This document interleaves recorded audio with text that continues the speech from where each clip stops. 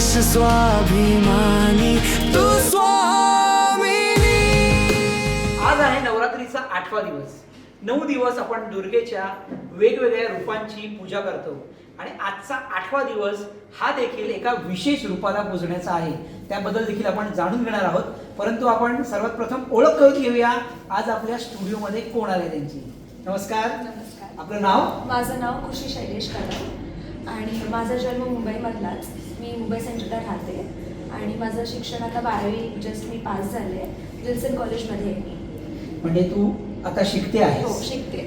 मग तुला दुर्गेच्या 9 रूपांबद्दल किंवा आज 8वा दिवस आहे तर 8व्या रूपाबद्दल काय माहिती आहे? हो, आज नवरात्रीतला 8वा दिवस आणि 8वा दिवस हा माता महागौरी ह्या रूपाचा साजरा केला जातो, म्हणजे तिची पूजा केली जाते।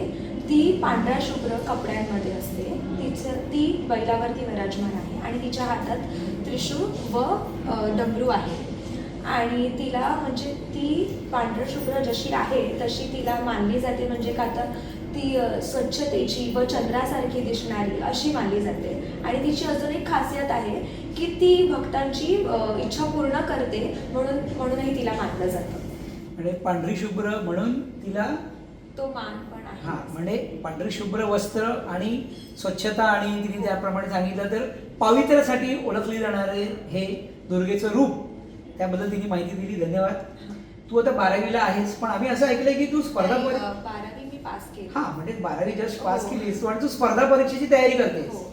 तर तू नेमकी स्पर्धा परीक्षेकडे कशी वळलीस? म्हणजे आधी तर मला वकील व्हायचं आहे, म्हणजे अजूनही व्हायचं आहे, पण मम्मी पप्पांचं माझं फार म्हणजे त्यांचं खूप स्वप्न होतं की मी ही परीक्षा द्यावी। तर म्हणून त्यांच्या इच्छेसाठी, त्यांची इच्छा म्हणजेच माझी इच्छा, त्यांचे स्वप्न पूर्ण करायचे। त्यामुळे मग आणि त्यात आमचे जे खासदार आहेत अरविंद सावंत यांनी या जाणीव संस्थेतून हा क्लास सुरू केला होता। तर त्यामुळे त्यांचं असं हे मार्गदर्शन वगैरे असल्यामुळे मी हा क्लास जॉईन केला। मी दादर येथे जाते क्लासला। आणि लहानपणी पण तुझी इच्छा होती? हो, लहानपणापासून मला वकीलच व्हायचं होतं। अच्छा, पण वकील व्हायचं होतं आणि आता तू MPSC ची तयारी करतेस कारण आई वडिलांचं स्वप्न पूर्ण करायचं। कारण असं नाही, पण दोघांमध्ये एक समांतर आहे की लोकांची सेवा करता येईल आणि जे काय म्हणजे आता जसं आपण बघतोच की खूप करप्शन वगैरे तसं चालू आहे, त्यामुळे मला लोकांसाठी काम करायचं, त्यांच्या भल्यासाठीही काम करायचं। भ्रष्टाचाराला आळा घालणं किंवा भ्रष्टाचार निर्मूलन हे हिचं ध्येय आहे, तिची स्वतःची इच्छा आहे आणि आई वडिलांचं सुद्धा स्वप्न आहे की तिने शासकीय अधिकारी बनावं आणि त्यासाठी ती प्रयत्न करते। वय लहान आहे पण स्वप्न खूप मोठं आहे। तर मला तुला असं विचारायचं आहे की तुझ्यात जो क्लास त्यांनी सुरू केलेला आहे त्याचं वेगळेपण काय आहे?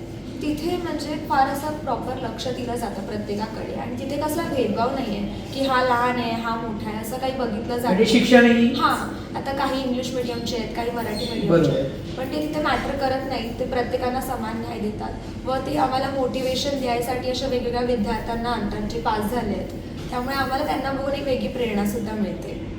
म्हणजे ज्यांचं सिलेक्शन झालेलं आहे, जे अधिकार पदावर रुजू झालेले आहेत त्यांना तू विद्यार्थी म्हणते असे मला खूप आवडलं, कारण माणूस हा शेवटपर्यंत विद्यार्थी असतो आणि तो विद्यार्थी राहिला तरच यशाची नवीन नवीन शिखर तो गाठू शकतो। म्हणजे माणसाने कायम शिकत राहावं, पर्यायच नाही। मग MPSC ला यश मिळवण्यासाठी तुझ्यात असे कोणते गुण आहेत असं तुला वाटतं की या गुणांमुळे मला यश मिळू शकतं? माझ्याकडे चिकाटी आहे, म्हणजे मी जर एखादी गोष्ट ठरवली ना तर मला ती करायचीच आहे। मग याचं एखादं उदाहरण देणार का आम्हाला?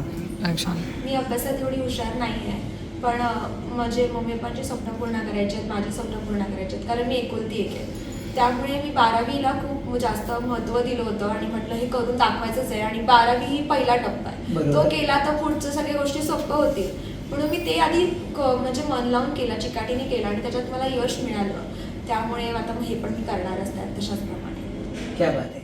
म्हणजे शॉर्ट टर्म गोल्स ठेवावेत आणि त्याच्यामधनं जी ऊर्जा मिळेल, जो आत्मविश्वास मिळेल तो घेऊन मग मोठी ध्येय गाठण्यासाठी आपण मार्गक्रमणा करावी, असा तुझा एकंदर प्रवास आहे। मला एक सांग की तुला काही आव्हानं वाटतायत का याच्यामध्ये?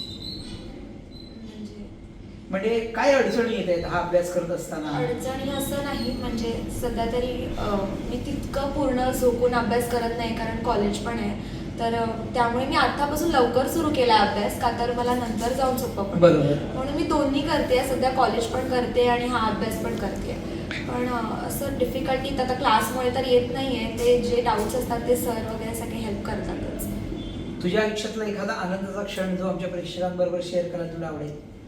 आनंदाचा क्षण म्हणजे मला सगळ्यात म्हणजे माझं असं काही हे नाही की मोठा आनंद, छोट्या छोट्या गोष्टींमध्ये मला आनंद मिळतो असं काही. हा, मग एखादं उदाहरण म्हणजे आम्ही असं विचारतो, म्हणजे आम्हाला उदाहरण लागतं बाबा. म्हणजे मला छोट्या छोट्या गोष्टींमध्येच आनंद भेटतो. मला अशा मोठ्या गोष्टी नाही लागत. माझ्या घरच्यांनी माझा वाढदिवस साजरा केला तरी मला आनंद मिळतो. तर तेच. म्हणजे वर्षातून एकदा आनंदी होती तू? नाही असं काही नाही, पण मी सांगते आता म्हणजे आताच माझा 18वा बर्थडे झाला तर घरच्यांनी सगळ्यांनी खूप छान तो साजरा केला, तर मी तो एक प्रसंग सांगते. हे गमतीचा भाग सोडून देऊया आपण, हा. पण छोट्या छोट्या गोष्टीतून आनंद घेत घेत जगायला तुला आवडतो. आता तू स्वतःच लहान आहेस, पण तुझ्यासारखे बाकीचे जे मित्रमैत्रिणी आहेत हा. की ज्यांनी आता 10वीची परीक्षा दिली किंवा 12वीची परीक्षा दिली, तर त्यांना तू MPSC संदर्भात काय सांगू इच्छित? तुला काय वाटतं, तुला काय त्यांना सांगावं असं वाटतं?